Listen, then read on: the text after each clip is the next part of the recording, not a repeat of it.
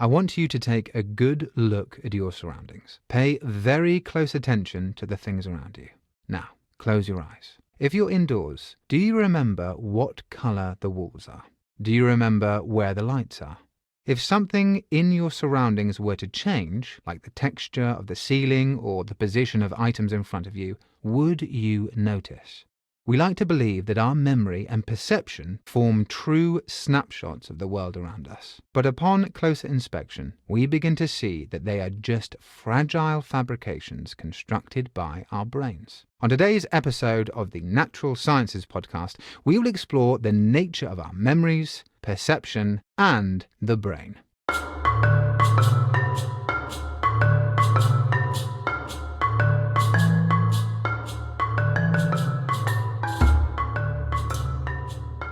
Memory is something that we rely on each and every day. On a basic level, we use it to help locate our keys and to remember computer passwords. However, on a more fundamental level, memory plays a key role in our personal identity, beliefs, and behavior. Without memory, we wouldn't have any real connection to the things we've accomplished, the events we've experienced, or the people we love. 17th century British philosopher John Locke argued that personal identity, or the self, is founded on memory. That is to say that your memory is what defines you as an individual over time, not your physical body or soul. Nonetheless, even though we trust our memories to form our beliefs and identities, our memories themselves are highly error-prone.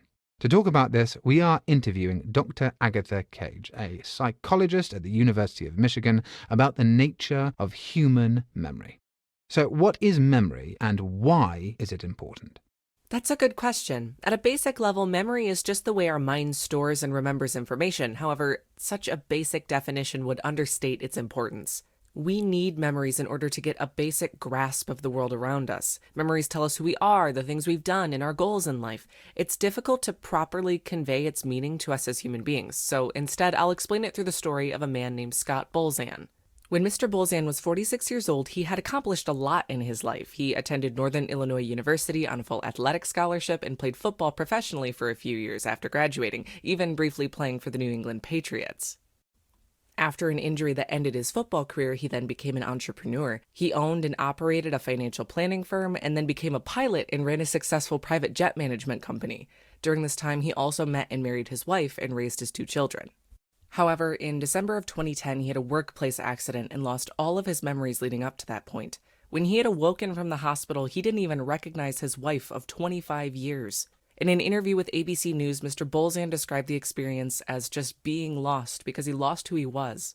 Events such as his first date, his first kiss with his wife, his wedding day, the birth of his children, he had absolutely no recollection of and no emotional attachment to. He was unable to remember any of the important people in his life, his parents, wife, kids, friends, and relatives. He lost the know-how and ability to run his company.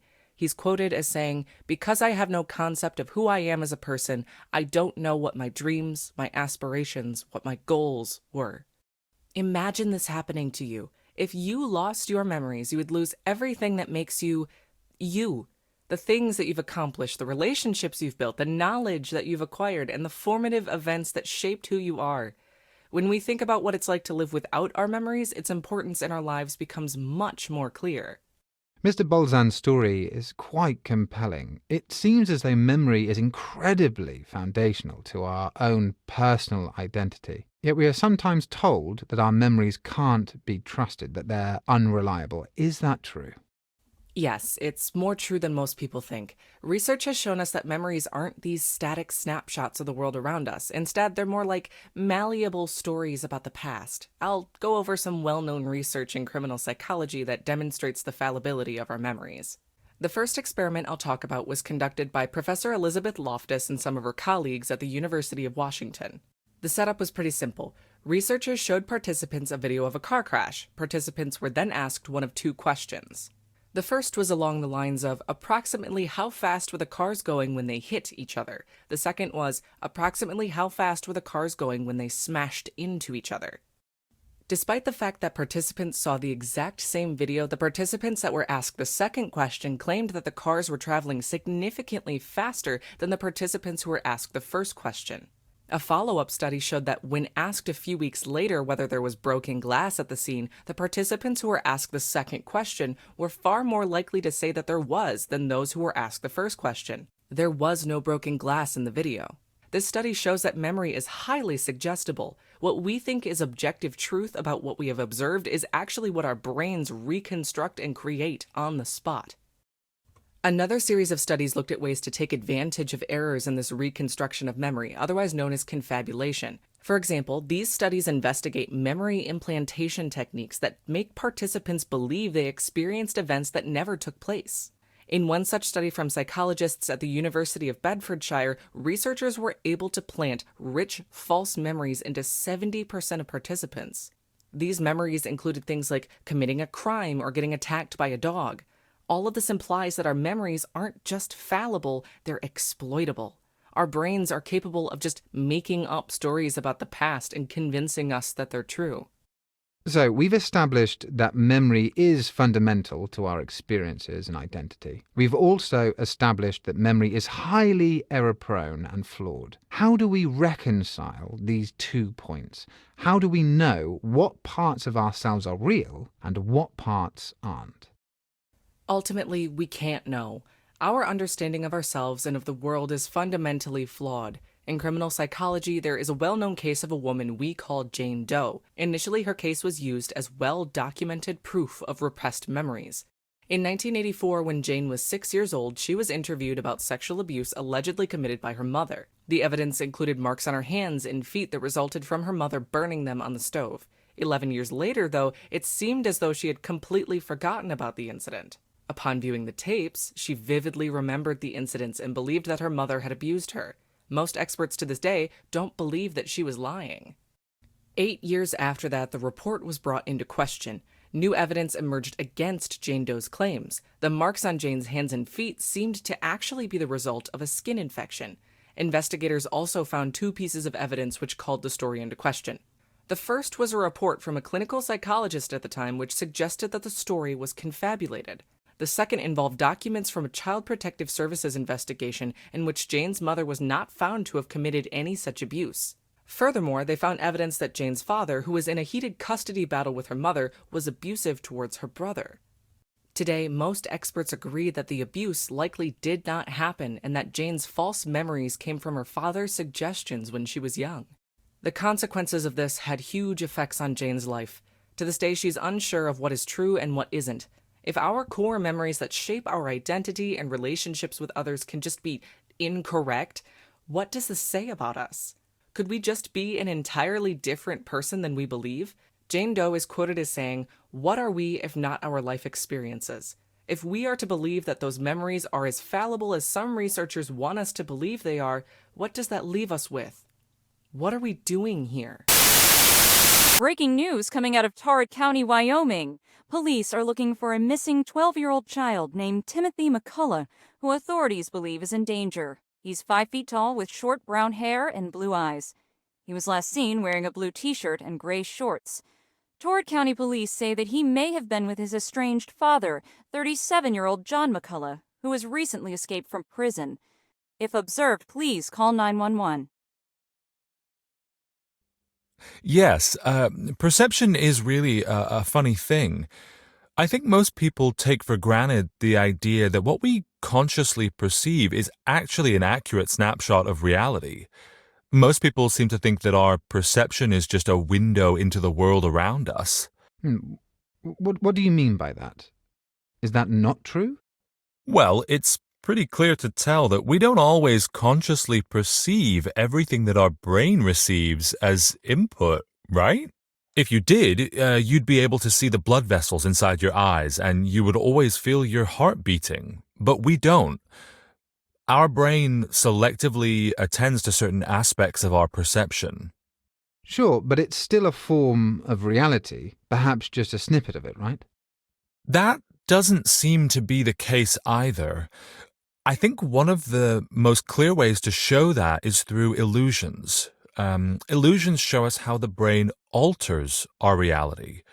Since this is a radio show, I can't really show any optical illusions to your listeners. Instead, I'll be demonstrating an auditory one.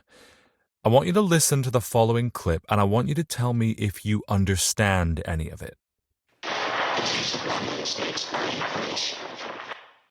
I didn't understand a word. It just sounds like static noise to me. Here, let me play it again. Yep, nope, sorry, still nothing. Now I'm going to play another clip. The juice of lemons makes fine punch. You understand that one, right? Yeah, it says the juice of lemons makes fine punch. Okay, now I'm going to play back the original clip, and I want you to tell me if you understand what it says now. Here, let me play it again. Yeah, it's saying the same thing. Exactly. I played you the same exact clip that you heard the first time. The sensory inputs to your brain were identical.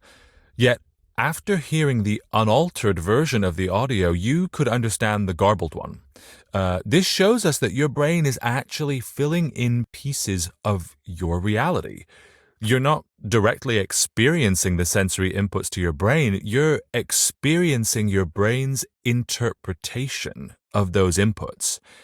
In other words, your brain is creating or hallucinating your conscious perception. Moreover, you can't really unhear the words when I play the clip now. You have no control over this hallucination. When you say hallucinations, that seems to be more related to psychedelics and drugs like LSD. Clearly, those hallucinations are different from hallucinations you're referring to. Actually, no. LSD is actually pretty different from how it's portrayed in the movies. People who have taken LSD say that it doesn't really give you hallucinations. Instead, it shows that real life is the hallucination. Some users say that LSD gives them a better glimpse at true reality than the constrained and filtered reality that our brain constructs. If hallucination is uncontrolled perception, then normal perception is also just a more controlled hallucination. This sounds like hippie science to me. Well, what I really mean by hallucination is that our perception is more constructed by our brain than it is a direct product of our senses. All of this research points to the fact that we don't live in the world. We live in our heads. The world we perceive is constructed by our brain. It's not necessarily representative of what is out there. Perhaps I'm not the best at explaining it, so I'll read you a quote from one of my colleagues, Professor Anil Seth from the University of Sussex. He said, "We don't just passively receive the world, we actively generate it. The world we experience comes as much, if not more, from the inside out as from the outside in. We are all hallucinating all the time. When we agree on hallucinations, we call that reality." That's a good quote. Maybe we should be interviewing him instead. So our perception of the outside world isn't actually real. We can't fully trust it, as shown by illusions, as you've shown. Does that mean everything we perceive could just be sensations that our brain is making up? Yeah, exactly. And there's a very clear precedent for that. Dreaming. While in a dream, most of us aren't aware of the fact that we're dreaming. We're perceiving sensations that our brains are just creating on the fly, and we simply accept that it is reality, even if it's completely nonsensical and incoherent. Dreams show us how our brains can fool our conscious minds. But how is that possible? It seems strange to suggest that our brains can render entire scenes in our heads. That's the thing. It doesn't have to be. Our brains have what's called selective attention. That means we hardly notice things that we're not focusing on. Here's a simple way to demonstrate this. Close your eyes. Okay. You walked into my office and sat down in that chair just a few minutes ago, correct? Yeah. Okay. So what color is the chair you're currently sitting in? I think it was black. Mm-hmm. And is the floor carpeted or hard? I'm pretty sure it was carpeted. Good. Okay. What color is the carpet? Grey? And did the carpet have any sort of pattern on it? I have absolutely no idea. Okay. You can open your eyes now. Okay, so the floor is carpeted, but my chair is actually blue and the carpet has a checkerboard pattern that is slightly green. Yeah. Getting 1 out of 4 questions correct isn't bad, but isn't it strange? You walked in the room and saw the floor, but didn't really notice its pattern or color. You sat in the chair and also didn't notice the color. If I changed the color of your chair or your carpet when your eyes were closed, would you have noticed? What about the color of my desk or the items on it or their positions? Probably not. Here's another example for the listeners at home. You've probably seen the Google logo countless times. Can you tell me what color the letter E is in the logo? And what about the color of the second G? If they were to swap colors one day, would you notice? Well, I have seen the logo many times, but can't seem to recall the answer to those questions. I probably wouldn't notice if they swapped. Exactly. And that's how your brain gets away with it. It doesn't have to render your entire world inside your head. It just needs to hallucinate the tiny sliver you actually pay attention to. Everything else around you could be constantly changing and you wouldn't even notice. So then how do we know if we are actually experiencing reality? How do we know if we're dreaming? Well, for one, it's impossible to truly know whether what you are perceiving is actually reality. For example, you could just be a brain in a jar that's being fed neural inputs. And if the inputs I'm feeding your neurons are the same as what they'd be receiving in a real world, it would be impossible for you to tell the difference, like in the film The Matrix. Sure. I guess there's nothing we can do about that, but what about dreaming? There is something called lucid dreaming, in which people try to be aware while they are dreaming. It generally involves closely inspecting reality. For example, lucid dreamers say that in a dream, they're able to pinch their nose but still breathe through it, or that they're unable to closely inspect themselves in a mirror. However, recent research has shown that this is only possible under certain conditions. I'm not going to dive into the details here, but there are different phases of sleep, and during different phases, you experience different types of dreams. Some dreams are almost completely indistinguishable from reality, although we tend to forget them when we wake. And breaking news coming out of Tarrant County, Wyoming. Along with the previously mentioned 12-year-old Timothy McCullough, police are now also looking for a 13-year-old child named Thomas Mandela, last seen at Tarrant County Middle School. Authorities believe that the cases are related and that 37-year-old John McCullough may be behind both abductions. Both children are believed to be in danger. If you have any information, please call 911. Now back to your regularly scheduled programming. There's a story from the 3rd century BC Chinese philosopher Zhuang Zhao that illustrates the nature of dreams and realities. I dreamt I was a butterfly, flitting around in the sky. Then I awoke. Now I wonder, am I a man who dreamt of being a butterfly? Or am I a butterfly dreaming that I am a man? We've learned a lot from epilepsy surgeries. During an epileptic seizure, bursts of electrical activity spread throughout the brain. In extreme cases, surgery is done to stop this spread by cutting out or isolating certain parts and pathways in the brain. One of the most well-known examples of such cases is of a man we call HM.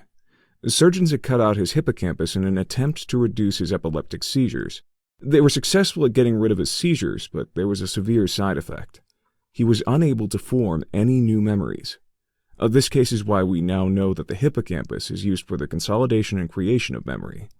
Another way this used to be done was by severing what's called the corpus callosum. This part of the brain connects the brain's left and right hemispheres. We call those who underwent this process split brain patients. And this can also reduce epileptic seizures. It does in some cases, and at first glance it doesn't even seem to have any obvious side effects. If you ask the patients if they feel any different, they would say that they don't. On most cognitive tests, they have similar performance. In fact, some even increased in IQ. They could go about their normal lives with no easily discernible differences. Their personalities and emotions were also the same. But upon closer inspection, done by Roger Sperry and Michael Gazzaniga in the 1960s, patients who underwent this procedure displayed some curious behavior. What types of behaviors? You know how they say that the right side of your brain controls the left side of your body and the left side of your brain controls the right side of your body, right? Well, when you sever the connection between those two sides of the brain, the two sides of the body can end up acting independently. For example, they're able to draw a picture with their right and left hand simultaneously. Well, that's a neat little party trick. We can experimentally reproduce a wide range of more interesting behaviors with many split-brain patients. The first experiment conducted by Sperry and Gazzaniga had a simple premise.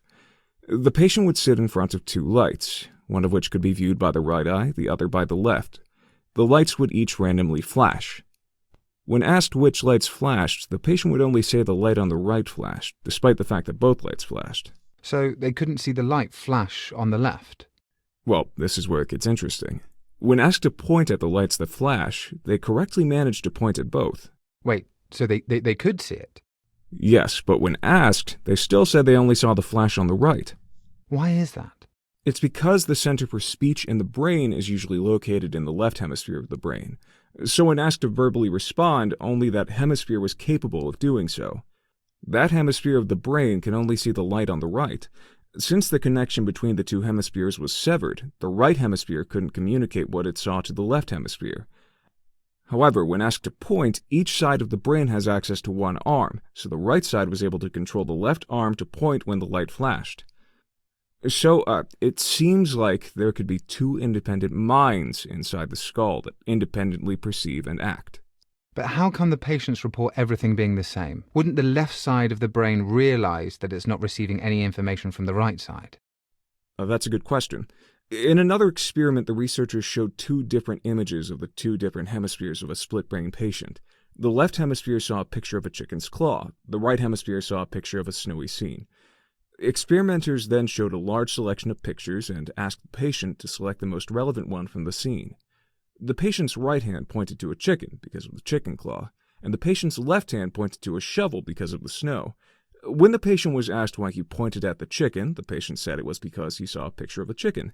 This makes sense because his left hemisphere, which is responsible for speech, saw the picture of the chicken. Here's where it gets interesting. When asked why his other hand was pointing at the shovel, the patient, without hesitation, said, "You need a shovel to clean out the chicken shed." Now, the patient wasn't intentionally lying. The left hemisphere of his brain legitimately believes that's why he pointed at that object. His brain just kind of made up the reason on the spot. We call this confabulation. So why did he confabulate?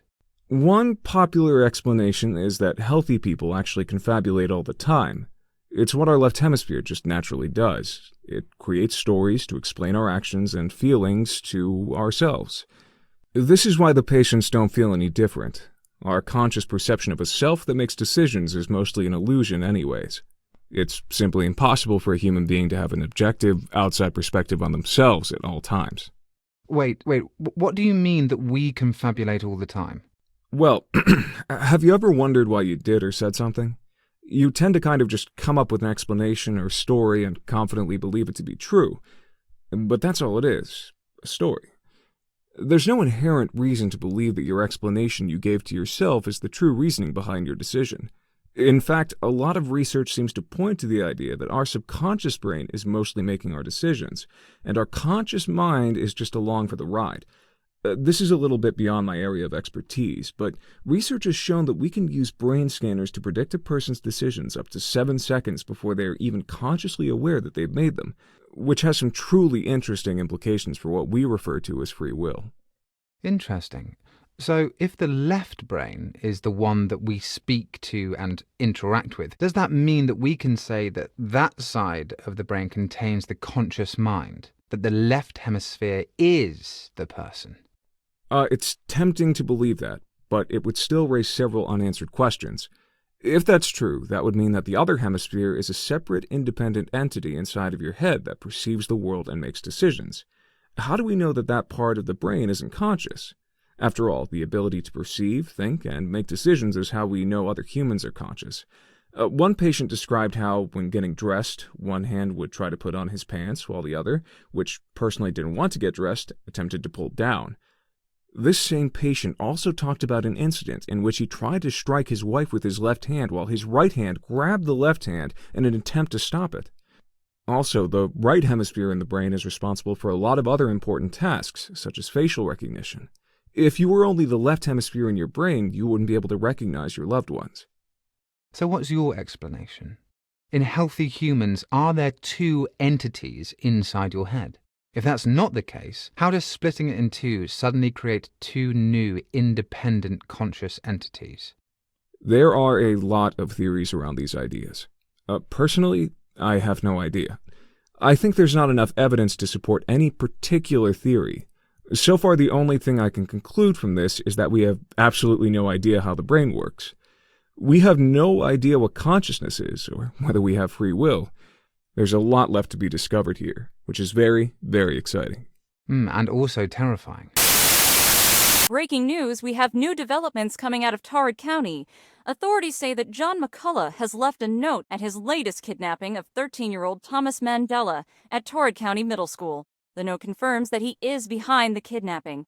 Mr. McCullough had recently escaped prison under several charges of medical malpractice at the now-closed Kirkbride Psychiatric Hospital, and is believed to have kidnapped his son Timothy McCullough, who is recovering from an unspecified illness at a local hospital.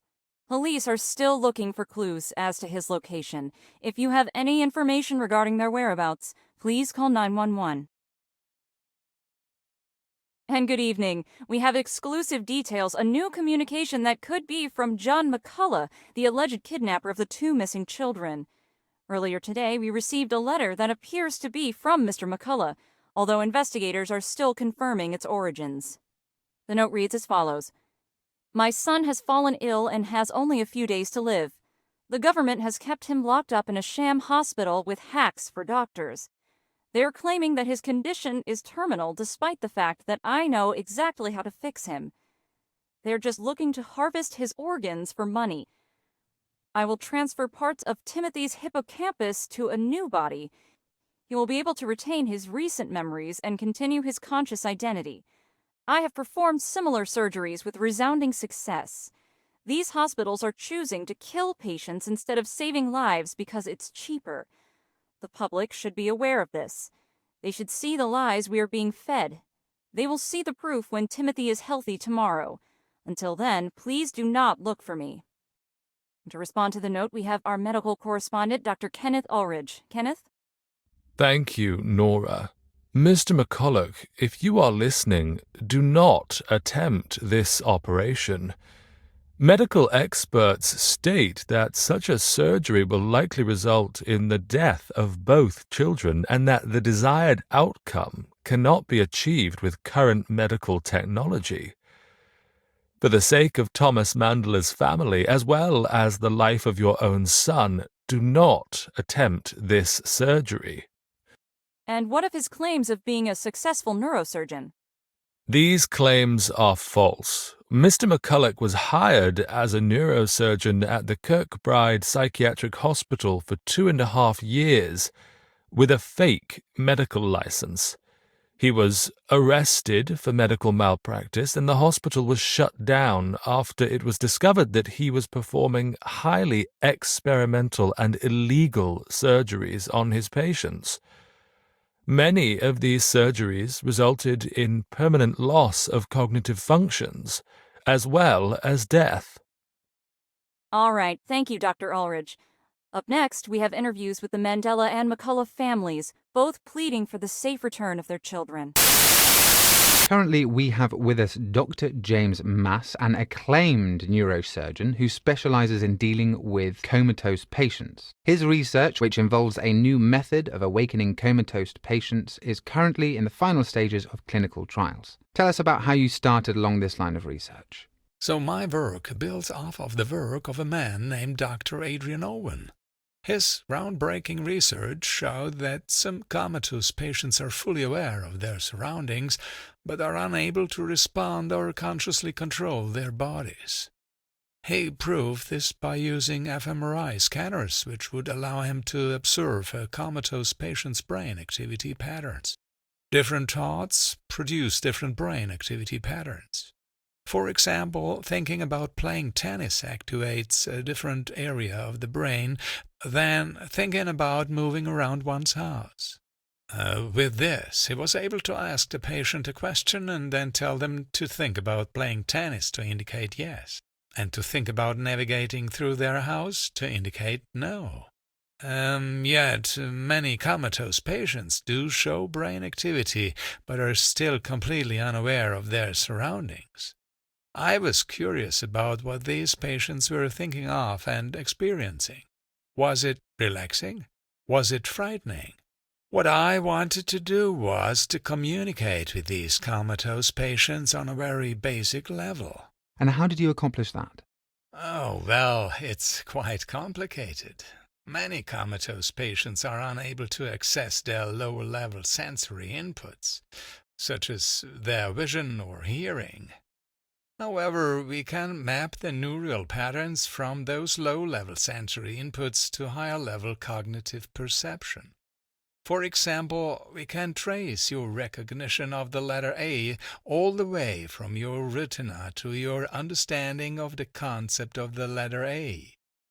With this knowledge, we can stimulate a patient's brain to replicate those higher-level neural patterns.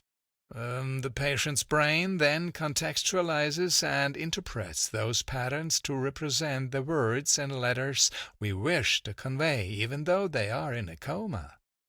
We think it works kind of like how your alarm clock beeping is sometimes naturally incorporated into your dreams in the morning. Of course, we can only really achieve this with very simple and well-defined concepts, such as letters and words. We use a similar method to record feedback from the patient, but can only extract very simple yes or no responses. Did it work? It was difficult to tell at first.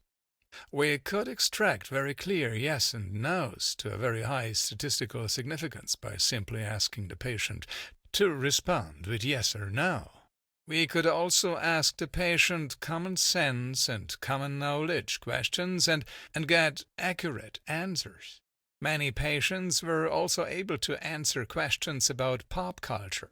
However, we found that when asking the patient personal questions about their lives, they tended to answer incorrectly.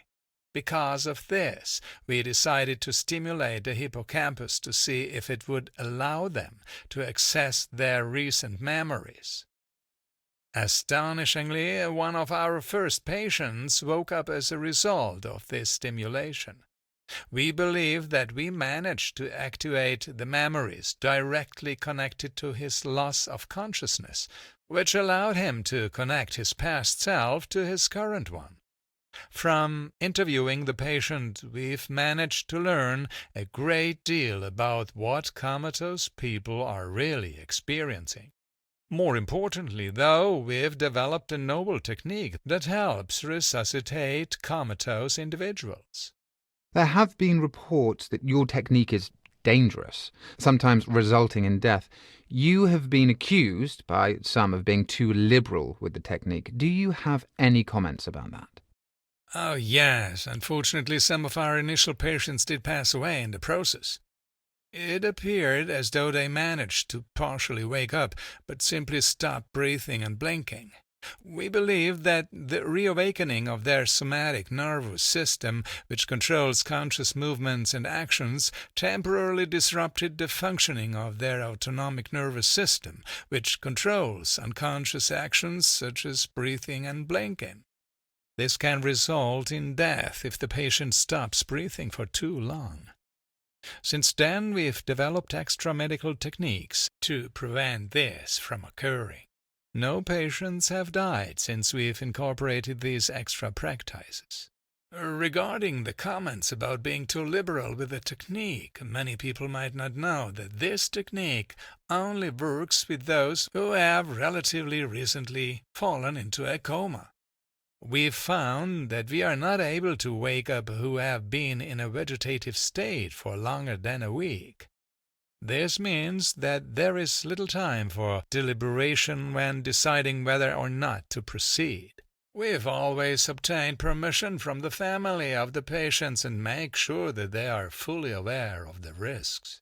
All right, thank you for speaking with us, Dr. Mass. Up next, after the short break, we will be interviewing Martin Dockery, the first patient to wake up from hippocampal stimulation. Tell us how that experience felt. It wasn't frightening. Looking back, it was more surreal than anything. But while I was experiencing it, it was completely indistinguishable from reality. I mean, obviously, I can point out all of the inconsistencies now that I've awoken. But, it seemed completely real at the time. Much like a dream. And what exactly did you experience? It felt just like real life. But also not at all like my real life. For example, I was many years older. I had a job. I was in a different part of the country. In real life, I grew up in New York City. However, in my coma, I'd grown up in rural Kansas. Even my name was different. In my dreams, my name was Jack Prince, not Martin. In general, almost everything about my personal identity was different. It's difficult to describe the day-to-day without sounding completely mundane, though. I would just wake up, do my morning routine, and then go to work. I vividly remember my job. I was a paper salesman in Pennsylvania. I can describe to you the layout of the room and, where I sat. I would call potential clients and I'd try to convince them to buy our products. After work, I would head home. I would eat dinner with my girlfriend and watch TV or hang out with friends or something. Looking back, it was kind of what I thought adult life would be like when I was 16. Well, to be fair, it seems like a fairly accurate portrayal. What did you experience when you were contacted by Dr. Mass? It was strange, but not all that strange. My friend Jim called me and asked me if I watched TV the previous night. I hadn't. He told me he saw the craziest thing on television. Someone had managed to hack the local TV broadcasts and broadcast a virus to TVs that were tuned in at the time, including many of his neighbors. After work, I went to his house to try out the hacked TV. And when I turned it on, letters were slowly typed across the screen. It started by just asking a simple question. Something along the lines of, can you read this? Jim told me that he figured out that hitting channel up on the remote would indicate yes, and hitting channel down would indicate no. So I answered a number of strange but very simple questions on Jim's TV. There were simple logic questions, basic knowledge questions, and some pop culture questions. I only knew the answer to some of the pop culture ones. But after some time, it started asking me different questions. Different? Yeah. It asked me about what I now know is my real life. For example, it asked me, is your name Martin Dockery? To me at the time, the answer was obviously no. I was Jack Prince, not Martin Dockery. It asked me a number of questions like this about my identity. For example, it asked me if I was from New York. It asked me about my parents. The questions made no sense to me at the time. At the end, it simply said, "Thank you. We will be communicating with you again shortly." And then what happened? Well, nothing happened for a couple days, but the hack was the talk of the town. I mean, everybody had these crazy conspiracy theories about who did it and why. Like, I remember my friend Michael believed that it was another dimension trying to contact us, or the government testing some new cyber warfare techniques or something. He analyzed all of the little details of the wording, looking for hidden clues after, replaying it dozens of times. And the vast majority of people thought it was just an absurd prank pulled by some immature hackers, like the Max Headroom incident in Chicago. The people who were affected just got their TVs replaced, and life mostly went on as normal. Well, how did you end up waking up? Well, a few days after the first incident, Jim called me and told me that it happened again. This time, it showed a video. I went to his house again to check it out, and it showed a first-person video of a child playing basketball outside with his friends.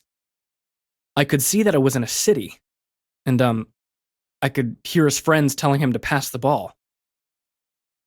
Then, it showed another video. This time it was a first-person video of the same child getting ice cream. I could hear the music being played in the store. This repeated maybe about 4 or 5 times. I remember Jim and I were just standing there, just absolutely perplexed. To be clear, the child in the video was you, correct? Yes, but I didn't know it at the time. Like, in my coma, I was a completely different person. I was an adult named Jack. And the final video showed the child riding a bike.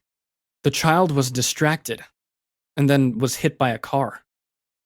I remember seeing broken glass all over the floor and blood seeping out of his head. After seeing this, things began to feel strange. I could hear a ringing in my ears, and I started feeling a number of strange sensations. I fell to the floor. And I remember Jim asking me if I was all right. On the TV, it started showing scenes from a hospital. I could hear doctors panicking. I heard the beeping of my heart monitor. The world around me was melting, and the world from the TV screen was somehow expanding into my reality. I couldn't breathe. I had to close my eyes or else it felt like my head would explode. And then I woke up. I was 16 years old again. All of my friends from Pennsylvania were gone. All of the things I remembered experiencing, like graduating from high school or meeting my girlfriend and getting my first job, never happened. That must have been a world-shattering experience. Was there really no indication at the time that you were in a coma? Well, yes, there was no obvious indication that I was in a coma. But after the first time I was contacted, I started to realize some strange things about my dream world while I was in it. Like, for example, I noticed that I would always yawn when I looked close to the sun. I would also occasionally get this strong feeling of déjà vu, and my dreams while in the coma were far less coherent. More specifically, though, there were also strange inconsistencies in my memory and in perception. After the incident, black and white lines that appeared to be colorless suddenly had a slight colored tinge to them. And most people in my dream world at the time chalked it up to the hacked TVs having a strange effect on our eyes, but nobody really had a solid scientific explanation. There were also things about the world that I just knew weren't true. Like, one that stood out to me in particular was of the Monopoly Man, or Mr. Pennybags. I knew for a fact that he wore a monocle, but in my dream world, there was no evidence that this was ever the case. I think my subconscious mind did whatever it could to reconcile inconsistencies such as this one. Many of my friends agreed with me, and I dismissed it as just being a silly coincidence. Any further discussion of these would just mark you as a conspiracy theorist. Despite all this, the most clear clue that I was dreaming was And we have breaking news coming out of Tarrant County. The police are slowly closing on the now abandoned Kirkbride Psychiatric Hospital that alleged kidnapper John McCullough had previously practiced at. They have confirmed that both children, along with Mr. McCullough, are at the location. We will keep you updated with any new developments.